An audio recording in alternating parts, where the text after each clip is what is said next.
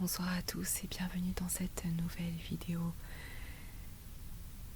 J'allais dire ASMR, mais en fait, pas forcément. Ça va dépendre du point de vue de chacun. En tout cas, une vidéo très particulière ce soir que j'avais envie de partager avec vous. Je tenais tout d'abord à vous remercier d'avoir cliqué sur cette vidéo et à la regarder jusqu'au bout pour suivre tout le message que j'ai à partager dans cette vidéo, on va dire ça comme ça. Comme vous le savez, régulièrement sur ma chaîne, j'aime vous partager des sujets qui vont être un petit peu plus tabous et particulièrement sur ce qui concerne la santé. En 2017, je vous avais fait une vidéo roleplay don de sang qui me tenait extrêmement à cœur et qui doit être peut-être la vidéo la plus importante de ma chaîne à mes yeux. Et je voulais faire une petite parenthèse là-dessus avant de commencer le sujet d'aujourd'hui, mais le don de sang, j'en reparle parce que à cause de cette pandémie que nous traversons actuellement, les réserves de sang s'épuisent et ça devient vraiment une catastrophe et une urgence de donner. Donc je vous mettrai dans le petit i le lien vers mon roleplay et dans la barre d'infos le site de l'EFS. Si ça vous intéresse, dans mon roleplay, en fin de compte, je lisais les questions que pose l'EFS pour savoir si vous pouvez être donneur ou non. Mais bien évidemment, le site donne énormément de renseignements sur le don de sang, le don de plaquettes, de moelle, etc. Mais voilà, c'est très important d'en parler. Si c'est un sujet qui vous fait peur, c'est compréhensible. Mais si vous pouviez au moins partager, parce que dans votre entourage, vous pouvez avoir des personnes qui n'ont pas peur et qui peuvent se porter volontaires pour donner. Malheureusement, il y a toujours des gens malades qui ont des accidents, qui se font opérer, etc. et qui ont vraiment besoin de transfusion. Et j'en sais quelque chose pour être personnellement touchée.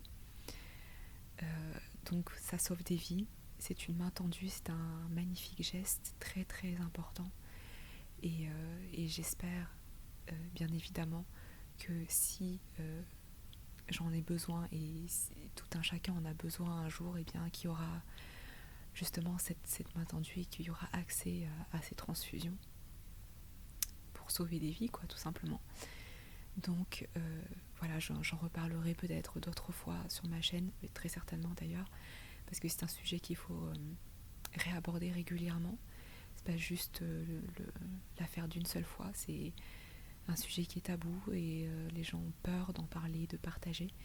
Donc si je peux utiliser ma plateforme pour sensibiliser les gens à ce sujet-là qui est si important et qui sauve vraiment des vies tous les jours, eh bien je le fais à mon niveau. Donc voilà pour ce que je voulais vous dire à propos du don de sang. J'avais fait également une autre vidéo dans laquelle je vous parlais de la bise, du fait de faire la bise, de porter le masque, etc. Et c'est terrible parce que cette vidéo, je l'ai postée il y a 3 ans, quelque chose comme ça. Et on vit cette pandémie aujourd'hui et elle est on ne peut plus d'actualité. J'aurais jamais imaginé que mes paroles finalement retentiraient autant en 2020, quoi. Enfin, c'est complètement aberrant. Mais je vous la mettrai aussi dans le petit si elle vous intéresse. Donc, ça nous amène à aujourd'hui, la vidéo d'aujourd'hui. J'avais envie de vous parler de mon rôle d'aidante familiale parce que je sais qu'il y a certaines personnes qui m'ont demandé un petit peu d'en parler. J'étais un peu réticente parce que voilà, c'est un sujet tabou, j'étais pas sûre que ça intéresse beaucoup. En plus, voilà, sur une chaîne ASMR, je sais que c'est un peu délicat. Mais si mon expérience peut aider d'autres personnes, si ça peut intéresser, si ça peut toucher tout un chacun d'être aidant, parce que je vais vous dire la définition de l'aidant familial. C'est une personne qui s'occupe quotidiennement d'un proche dépendant, handicapé ou malade, quel que soit son âge. Voilà. Donc à un moment donné dans notre vie, on peut être amené à vivre ce type de situation. Alors évidemment, je ne le souhaite à personne et j'espère que personne n'aura jamais à traverser cet enfer, mais voilà, c'est la vie aussi, ça peut faire partie de la vie en tout cas. Donc moi c'est mon cas, c'est ce que je vis depuis 4 ans maintenant. Quand ça a commencé, je vous dirais que je ne m'attendais pas à ce que ce soit aussi prenant. Je pensais simplement apporter une aide psychologique, vous voyez. Mais petit à petit, avec la maladie et tout ce qui s'est passé, eh bien, finalement, ça a pris toute la place et il y a eu beaucoup de choses qu'il a fallu apprendre, adapter, etc. Et c'est de ça dont j'avais envie de vous parler aujourd'hui. Alors, chaque aidant va vivre son travail, on va dire ça comme ça, de manière différente parce que chaque malade a ses propres problématiques. Donc moi, je vous parle de ce que je vis personnellement, hein, mais ça peut varier d'un aidant à l'autre. Donc, moi, personnellement, ce que je dois faire, c'est par exemple de me rendre aux rendez-vous médicaux. Alors, tout le monde n'a pas à le faire, mais mon proche a émis le souhait que je sois présente avec un autre aidant. En fait, nous sommes 2 à avoir ce rôle d'aidant pour ce proche. Et donc, on fonctionne, si vous voulez, à 3, quoi, pour les rendez-vous, pour les prises de décision. Et ce proche ne s'en sentait pas d'intégrer toutes les informations et de restituer tout ce qu'il y avait à restituer au cours des entretiens, enfin des rendez-vous. Du coup, eh bien, voilà, c'est notre rôle d'écouter, de comprendre, de retenir, de parler un petit peu en son nom, même si mon proche parlait quand même aussi en son nom, bien évidemment. Mais quand ça devient trop lourd et psychologiquement à porter, c'est à nous de prendre le relais. Et voilà, on retient toutes ces choses-là. Donc la prise de décision également, quand il s'agit d'opérations par exemple, mon proche a été opéré plus d'une dizaine de fois, dont une opération qui a été très très très lourde d'un point de vue physique et psychologique, sans rentrer dans les détails et dans l'intimité de mon proche évidemment. Une des pires opérations qu'on puisse imaginer, c'est ce qu'il a vécu. Donc voilà, ça a été compliqué psychologiquement, etc. Et c'est à ce moment-là que eh bien, il faut être assez fort pour réfléchir et prendre des décisions à 3 et voilà. Donc c'est comme ça qu'on fonctionne. Ensuite, il y a les choses plus basiques, on va dire, aider à la prise de médicaments, tout surveiller, gérer le lien avec la pharmacie, voilà, toutes ces choses-là. Et quand je dis gérer le lien avec la pharmacie, c'est que parfois les médecins peuvent envoyer des ordonnances que nous on peut imprimer et donner à la pharmacie. Il faut vérifier évidemment que tous les médicaments, tout concorde, parce que ça peut arriver que quand il y a plusieurs médecins sur un même patient, si vous voulez, qu'il y en ait qui rajoutent des médicaments, d'autres qui en enlèvent, enfin bref, tout le monde n'est pas toujours d'accord sur le protocole à suivre, donc parfois il peut y avoir des micmacs, et il faut bien surveiller que ce soit la bonne ordonnance qui soit imprimée, la plus récente, etc. Donc ça c'est le genre de choses qu'il y a à faire. Ensuite évidemment il y a les courses, la confection des repas et l'aide à la prise des repas, l'aide aux soins. Alors l'aidant va être là en complément des soignants. Les deux fonctionnent ensemble et s'entraident en fait, hein. Donc les infirmiers par exemple vont faire les soins les plus complexes, etc. et vont se charger de surveiller les plaies, etc. et tout. Mais ça peut arriver que pour des plaies plus mineures, ce soit les aidants qui prennent le relais, qui surveillent, etc. Donc c'est le genre de choses qu'on peut être amené à faire. Ensuite, il y a tout ce qui est soins pour la toilette, l'habillage, les déplacements, et également porter physiquement quand la personne est affaiblie. Eh bien, on est régulièrement amené à porter la personne, vraiment la porter, quoi. Ensuite, il y a tout ce qui est entretien du lieu d'habitation, le ménage, le linge, le repassage, vérifier que tout est à jour, etc. Et ensuite, il y a gérer la communication par mail avec les médecins, le laboratoire d'analyse aussi parfois, qui peut envoyer certains résultats par internet, pareil comme je vous disais avec la pharmacie, et voilà, le lien avec les médecins s'il y a un problème, pouvoir les contacter, poser des questions, éventuellement aussi avoir des nouveaux protocoles à suivre. Enfin voilà, dès qu'il peut y avoir un souci, c'est parfois plus difficile de les avoir au téléphone, donc ça se fait beaucoup par mail, même si c'est possible de les joindre par téléphone. Dans certains cas, c'est beaucoup plus compliqué. Donc voilà, il y a tout ça qui est à gérer aussi. Donc là, je pense pas avoir oublié de choses. Ce que je voulais vous dire aussi, c'est qu'en hospitalisation, quand votre proche est hospitalisé,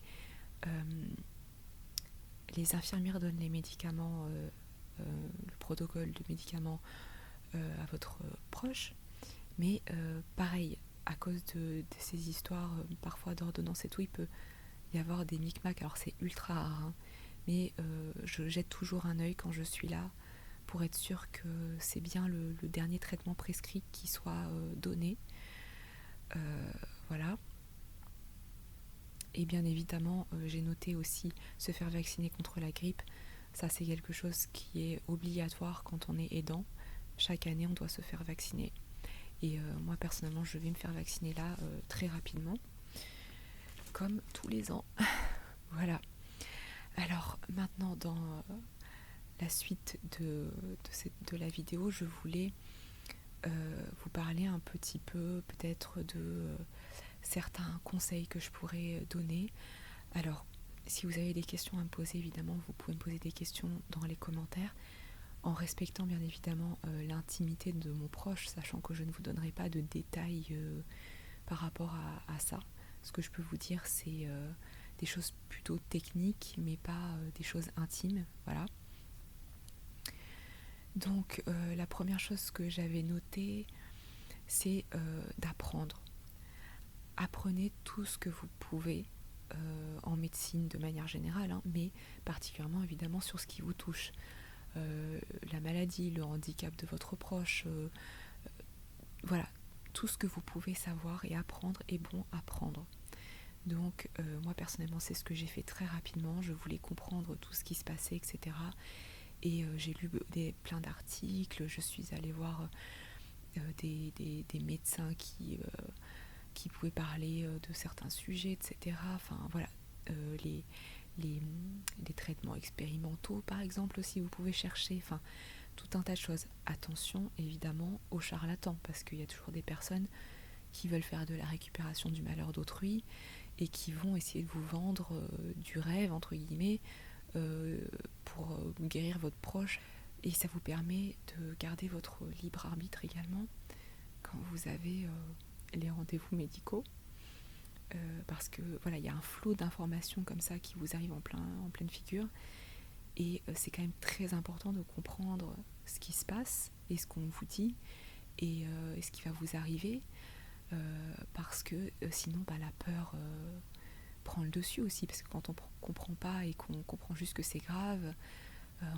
c'est normal d'avoir peur tout simplement. Donc plus vous apprendrez de choses, plus vous comprendrez ce qui se passe, plus vous aurez du recul et vous pourrez vous apaiser entre guillemets par rapport à ça, et vous pourrez aussi avoir votre libre arbitre, votre jugement pour prendre certaines décisions, parce que parfois on peut vous demander de prendre des décisions. Parfois c'est un petit peu imposé entre guillemets, parce que voilà, pour sauver la vie de la personne, il y a telle intervention à faire et là il n'y a pas le choix.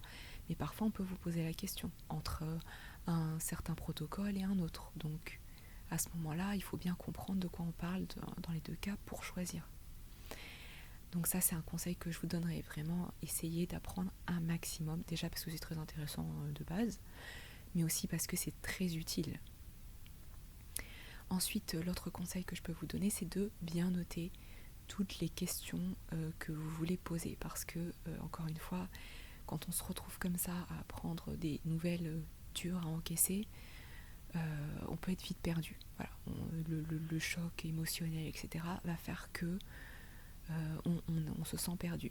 Et c'est normal. Donc, pensez bien à noter les choses, même si vous avez l'impression que vous allez être bête parce que c'est des questions de base ou j'en sais rien. N'ayez pas peur d'être bête, d'être regardé de travers ou qu'on vous trouve casse-pied. Vous avez le droit de comprendre, vous avez le droit de savoir certaines choses et de vous rassurer, de vous apaiser, c'est très important. Donc vraiment, n'hésitez pas à insister un petit peu là-dessus. C'est super important parce que voilà, comme ça vous saurez un petit peu où vous en êtes, vous aurez pareil moins peur et voilà. Ça c'est un conseil aussi qui complète le précédent et que je trouve quand même important à donner.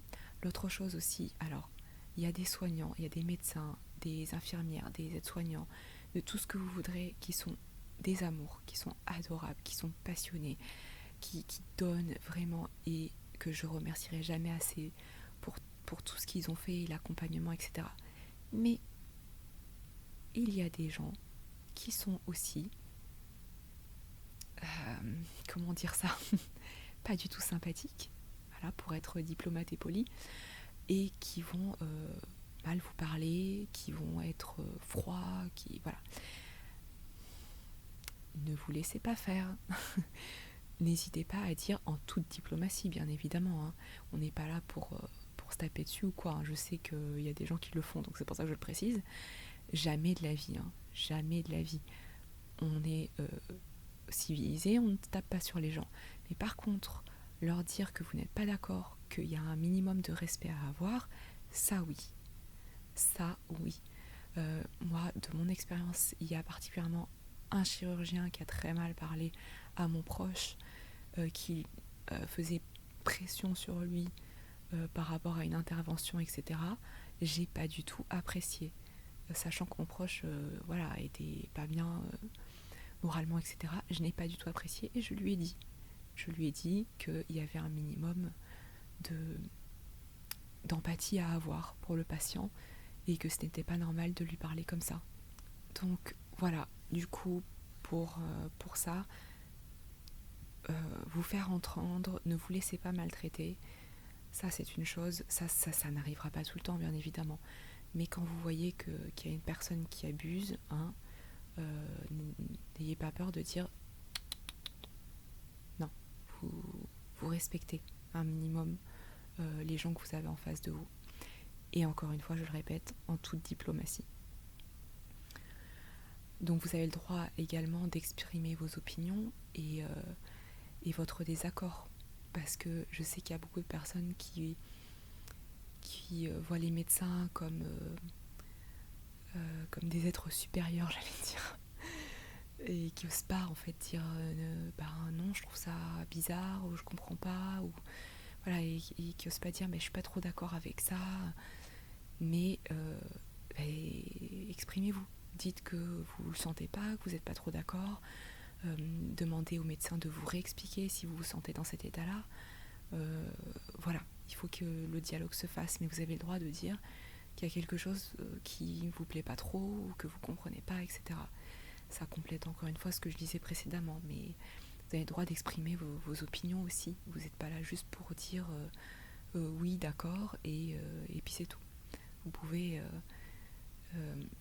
être actif dans l'échange, quoi. Et ce que j'avais noté, c'est là aussi que ça vous aide, que vos connaissances vont vous aider pour prendre du recul et avoir votre libre arbitre. Ah oui, un petit détail, C'est aussi quand vous allez à un rendez-vous, par exemple pour une hospitalisation, vous savez toujours quand vous rentrez, mais pas quand vous sortez. Donc si je peux vous donner un petit conseil, prenez de quoi lire, prenez votre chargeur de téléphone parce que pour ceux qui sont accros au téléphone, vous allez être dessus pas mal et vous allez avoir besoin de le recharger. Prenez à boire, prenez aussi de quoi grignoter parce que il n'y a pas toujours de quoi grignoter à portée de main et parfois c'est très cher aussi et c'est pas très bon.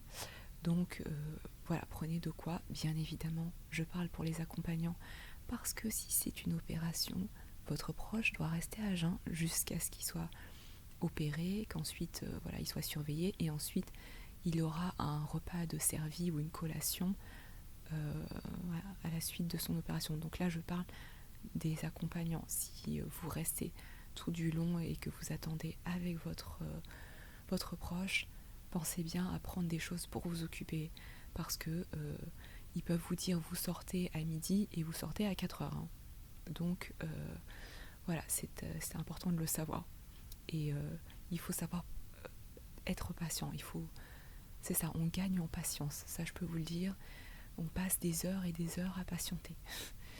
Donc voilà, c'est important de le préciser, mais ça paraît un détail, mais c'est important de le dire. Alors ensuite, oui, par rapport à ce que je vous disais sur le fait de porter le proche physiquement,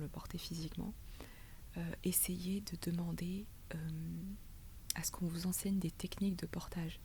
Parce que je peux vous dire qu'une personne qui n'a plus de force, une personne adulte qui pèse son poids d'adulte et tout son poids qui retombe, je peux vous dire que ça fait extrêmement mal et que c'est très très dur de porter la personne ou de la relever aussi quand elle est tombée. Donc on peut vite se faire mal au dos.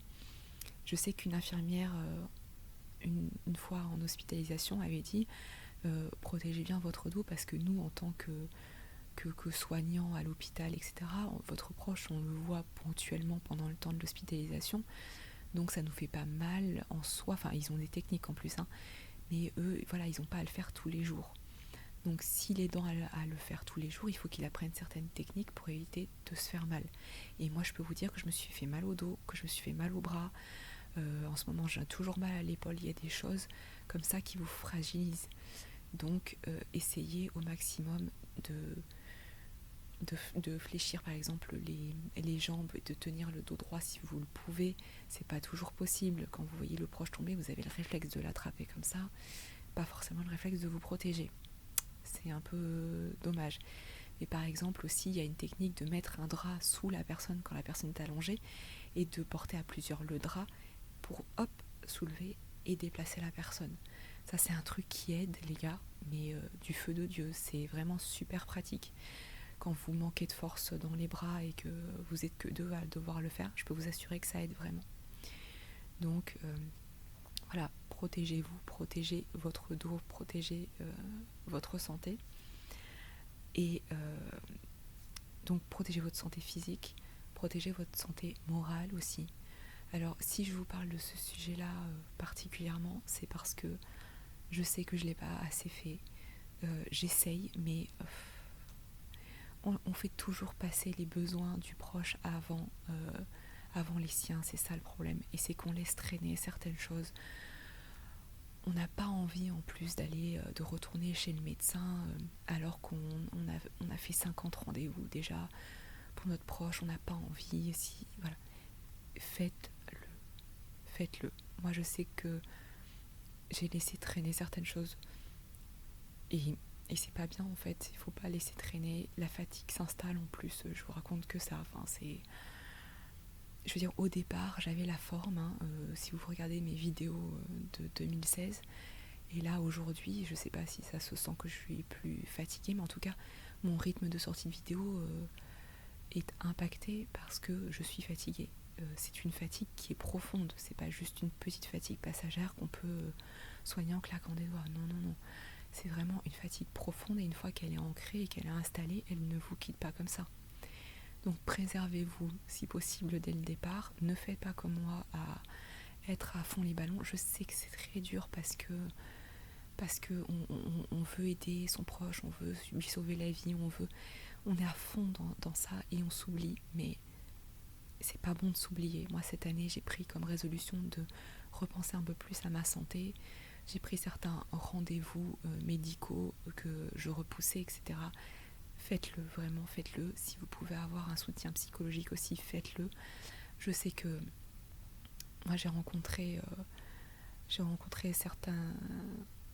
certaines personnes en psychologie et ça n'a pas trop collé. Bon, voilà, je sais que je peux parler quand même à mes proches, ce qui m'aide, hein, mais c'est vrai que si je trouve quelqu'un qui me correspond bien, je n'hésiterai pas à aller parler à un psychologue, ça c'est sûr et certain. Donc si vous trouvez quelqu'un qui vous correspond bien, n'hésitez pas, hein, vraiment. Et voilà, et si je peux vous dire, ne repoussez pas vos rendez-vous médicaux. Et là, je pense particulièrement à Octobre Rose pour le cancer du sein, enfin femme comme homme aussi. Faites-vous dépister, enfin allez faire vos check-up, etc. C'est vraiment important. Mais je parle de ça parce que c'est le mois pour sensibiliser autour de ce sujet-là, mais bien évidemment il y a plein d'autres choses, hein, sur l'état de santé, il y a plein de choses qui peuvent arriver et qu'il faut bien évidemment surveiller. Donc ne négligez pas vos rendez-vous. Ensuite pour le mental, j'ai noté qu'il ne fallait pas s'isoler totalement. Alors pourquoi est-ce que je vous parle de ça ? C'est très compliqué quand on est fatigué comme ça, qu'on a la tête prise en permanence par la situation finalement. C'est très difficile d'investir son énergie ailleurs et de sortir de cette espèce de bulle quelque part, hein. Vous rentrez dans un monde parallèle, hein, les gars, hein, quand y a ça qui vous tombe dessus. Et sortir de ça, c'est compliqué. Aller voir des proches, c'est compliqué. Mais il faut le faire. Alors évidemment avec le corona, c'est très dur en fait. C'est très très dur parce qu'en tant qu'aidant, évidemment, vous devez protéger votre proche malade, etc. Ça peut être très très grave évidemment d'attraper même un rhume, hein, même un rhume. Donc on ne parle même pas du corona, hein. Donc bien évidemment quand vous sortez, que vous voyez vos proches, portez le masque, portez-le bien, lavez-vous les mains, gardez vraiment de la distance, ne faites pas des réunions avec 50 000 personnes, c'est une façon de parler bien évidemment, mais avec beaucoup de gens, etc. Évitez ça si vous pouvez. Voyez une personne, 2 personnes, gardez vos distances, restez dans des endroits ouverts, aérés, mais ne vous isolez pas totalement. Et évidemment, les réseaux sociaux avec vos amis, vous pouvez parler aussi comme ça, mais c'est important aussi de sortir, de prendre l'air, de respirer, d'aller marcher, de faire du sport si vous êtes sportif, même si vous n'êtes pas sportif, de marcher, hein, ne serait-ce que ça, une marche un peu sportive et tout ça, pour vous vider la tête, pour vider le stress. Vous pouvez évidemment faire de la relaxation, de la méditation. Voilà, il faut défouler le corps et l'esprit. Je sais que personnellement, il y a des périodes où je ne le fais pas assez et je me rends compte que ça m'impacte vraiment, hein, ça fait une grosse différence sur mon état mental et physique. Donc voilà, ne vous négligez pas, en tout cas le moins possible, hein, parce que je sais, je vous vois, je sais que vous pensez avant tout à votre proche, je le sais, mais de temps en temps, hein, il faut un petit peu se focaliser sur soi aussi, parce que si vous tombez malade, si vous n'êtes pas bien, si vous pourrez pas aider de la meilleure façon possible, vous voyez, ça va impacter de toute façon votre proche. Donc essayez de le faire, même si c'est très difficile. Et de bien dormir aussi, le sommeil, c'est important. Alors moi je vous le dis, hein, mon sommeil est catastrophique. Ça fait depuis que je suis toute petite que je fais des insomnies, que j'ai des soucis avec la nuit, le sommeil, que j'ai tendance à être décalée. Mais je sais que c'est important d'essayer de se reposer dès qu'on peut. Faites une sieste dès que vous avez l'occasion. Essayez de faire une sieste. C'est un peu comme avec les enfants, hein, qui sont tout le temps, vous avez tout le temps à vous occuper d'eux, etc. Et quand ils font la sieste, vous faites la sieste. Et ben c'est un petit peu le même état d'esprit, si vous voulez. Dès que vous avez un petit temps où vous savez que vous n'allez pas avoir à vous occuper de votre proche, à faire quelque chose et qui ne sera pas en demande, profitez-en pour vous reposer un petit peu. Voilà. Ou pour prendre soin de vous, vous faire une beauté, j'en sais rien, vous faire un soin, ou aller prendre un petit peu l'air, voilà, ce genre de choses-là. Ensuite, qu'est-ce que j'avais noté ? J'avais noté, alors que personnellement, je n'ai pas de vacances, je n'ai pas eu de vacances depuis des années, et c'est très difficile de ne pas en avoir, hein, parce que c'est tout le temps, en fait, vous êtes tout le temps sur le pont, quoi, et c'est très très dur, et ce qui entraîne beaucoup de fatigue. Alors dans mon cas précis, particulier, je n'ai pas réussi à prendre de vacances, mais dans d'autres cas, il est possible d'aller dans des centres qui vont s'occuper de votre patient, de votre proche malade, et pendant que vous allez faire d'autres activités, etc. Donc vous aurez la liberté d'esprit de pouvoir faire autre chose, et en même temps le proche sera aussi en vacances. C'est-à-dire qu'on lui fera les soins, etc. Mais ça sera pas non plus l'hôpital, si vous voulez. Ça sera plus cool que ça, plus agréable, et avec des temps à pouvoir faire d'autres activités, etc. Mais vous pourrez prendre du temps pour vous. Donc il existe ce genre de centre. Je vous mettrai en barre d'informations les liens vers les sites pour les aidants. Vous avez aussi la possibilité d'avoir certaines aides quand vous êtes aidant, parce que dans certains cas, vous êtes obligé de laisser votre job parce que c'est un job à temps plein, hein, c'est clair et net. Et dans certains cas spécifiques, vous avez droit à certaines aides. Alors moi, personnellement, je n'ai pas d'aide. Je surveille de près tous les mouvements qu'il y a autour de ça, parce qu'il y a des personnes qui se battent pour une revalorisation des aidants. Donc voilà, je regarde un petit peu ça. Bon, pour l'instant, je n'ai pas droit à ces aides-là. Enfin, je ne les touche pas ni rien. Donc je me débrouille comme je peux. Mais c'est possible d'en avoir. Voilà. Je vais conclure rapidement parce que ça fait un moment que je tourne. Alors être aidant, c'est entrer dans un monde parallèle. C'est très éprouvant à tous les niveaux. C'est compliqué de tenir sur la distance. Ça demande une grande force mentale. On en apprend beaucoup sur soi, sur les autres. Parfois on perd des amitiés, on en développe d'autres. Les priorités changent, la vision de la vie aussi. Mais ça, à la limite, je pourrais peut-être en reparler dans une autre vidéo si ça vous intéresse. Mais c'est vrai que on remet tout en perspective, et il y a la personne, le nous d'avant et le nous d'après. Ça c'est sûr et certain. Il y a beaucoup de choses qui se développent et qui changent, et des choses qu'on va comprendre sur soi. Voilà, il y a plein de choses. Si ça vous intéresse, dites-moi en commentaire. Si ce sujet vous a intéressé, eh bien mettez un like, partagez, parce que ça peut servir, on ne sait jamais. C'est une expérience qui peut servir. Merci beaucoup et à bientôt.